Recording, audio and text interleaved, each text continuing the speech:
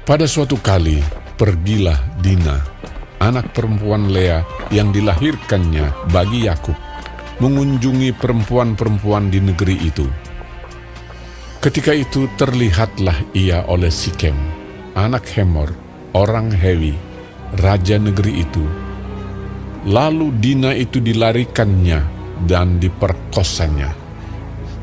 Tetapi terikatlah hatinya kepada Dina, anak Yakub. Ia cinta kepada gadis itu, lalu menenangkan hati gadis itu. Sebab itu berkatalah Sikem kepada Hemor, ayahnya, "Ambillah bagiku gadis ini untuk menjadi istriku."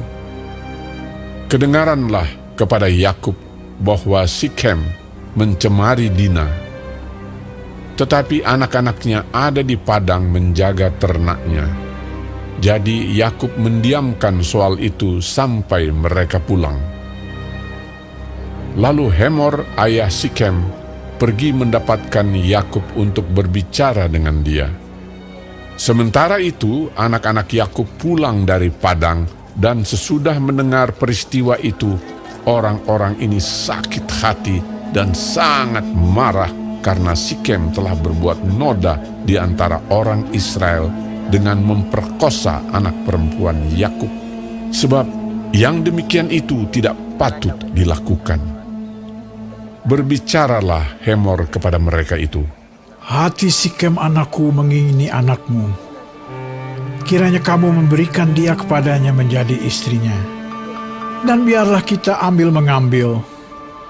Berikanlah gadis-gadis kamu kepada kami, dan ambillah gadis-gadis kami. Tinggallah pada kami, negeri ini terbuka untuk kamu. Tinggallah di sini, jalanilah negeri ini dengan bebas, dan menetaplah di sini."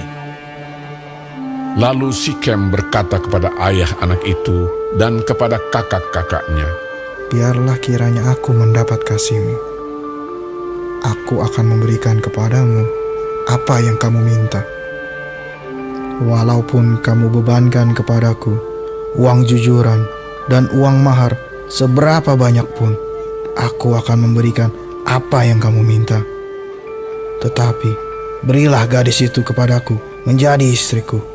Lalu anak-anak Yakub menjawab Sikem dan Hemor, ayahnya, dengan tipu muslihat, karena Sikem telah mencemari Dina, adik mereka itu. Berkatalah mereka kepada kedua orang itu, "Kami tidak dapat berbuat demikian, memberikan adik kami kepada seorang laki-laki yang tidak bersunat, sebab hal itu aib bagi kami. Hanyalah dengan syarat ini kami dapat menyetujui permintaanmu.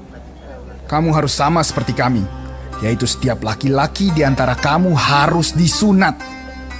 Barulah kami akan memberikan gadis-gadis kami kepada kamu dan mengambil gadis-gadis kamu.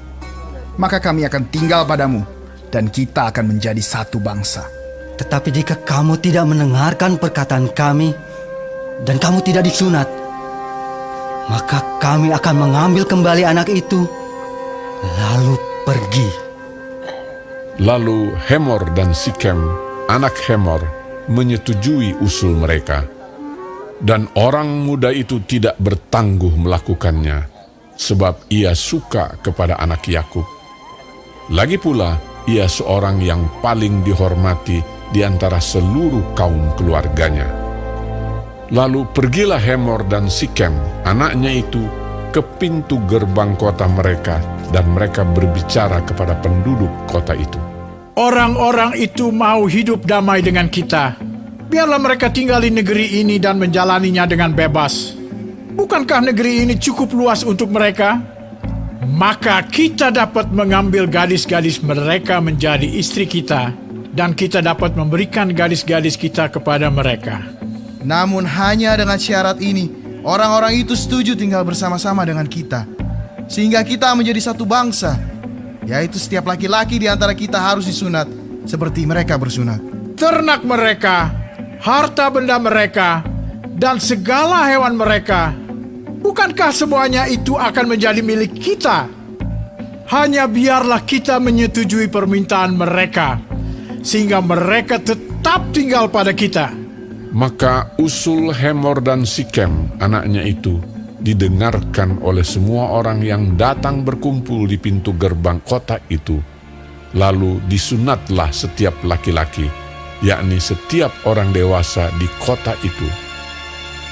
Pada hari ketiga, ketika mereka sedang menderita kesakitan, datanglah dua orang anak Yakub, yaitu Simeon dan Lewi, kakak-kakak Dina. Setelah masing-masing mengambil pedangnya, menyerang kota itu dengan tidak takut-takut serta membunuh setiap laki-laki. Juga Hemor dan Sikem, anaknya, dibunuh mereka dengan mata pedang.